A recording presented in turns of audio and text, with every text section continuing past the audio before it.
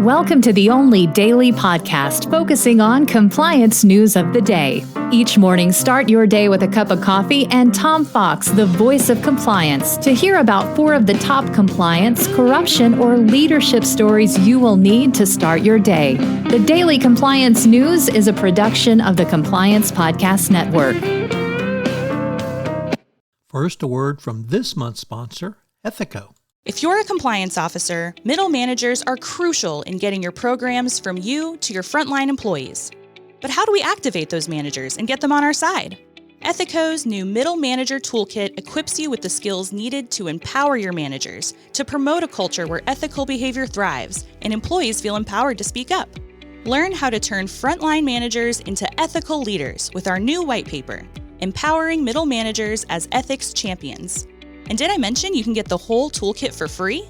Head to ethico.com to download the full toolkit today. If you're wondering about what you can do if you find yourself in an FCPA compliance action, check out the FCPA Survival Guide.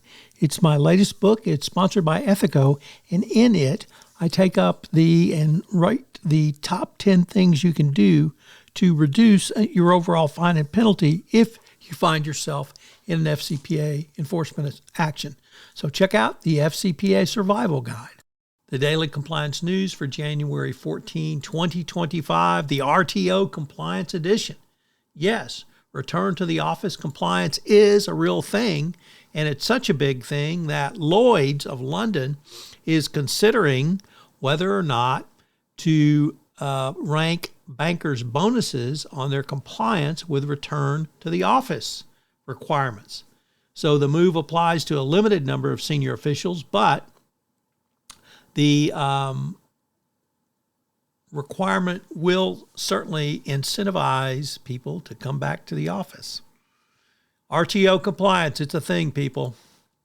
Next up from the Wall Street Journal, CIO Journal, Bella Lynn reporting that cost avoidance has become an AI buzzword for holding down headcount. What does holding down headcount mean? Don't hiring anyone. So businesses are starting to link their AI initiatives with paring back of hiring plans, but what they call cost avoidance, in order to justify investing in the technology.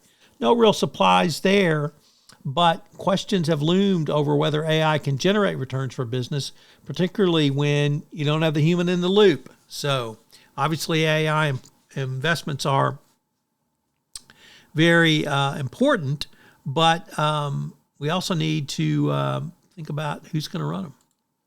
Next up from Coinbase, a very interesting op-ed piece on crypto's compliance conundrum. The U.S. is set for a regulatory shakeup, but balancing decentralization and compliance remains a fundamental challenge, according to the authors. As Bitcoin continues to rise and institutional investors pour over $20 billion into crypto ETFs, a fundamental shift is occurring in the markets. But Paul Atkins, coming in, favors market-driven solutions and will no doubt cut back on crypto enforcement actions, probably crypto regulations. So where does that leave compliance? Well, the bottom line is good compliance is frankly good for business. And more effective compliance equates to more efficient business processes, equates to greater ROI.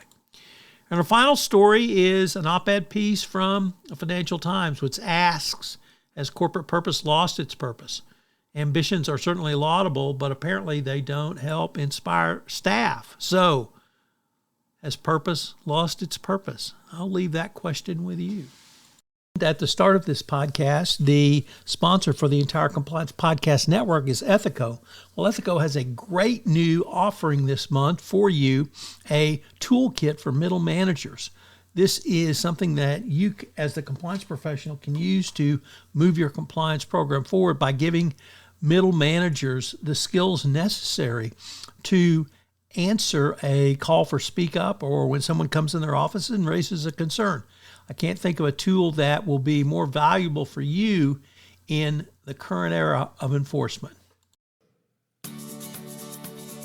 The Daily Compliance News is a production of the Compliance Podcast Network and a proud member of C-Suite Radio. Thanks so much for listening. I hope you'll join me again tomorrow.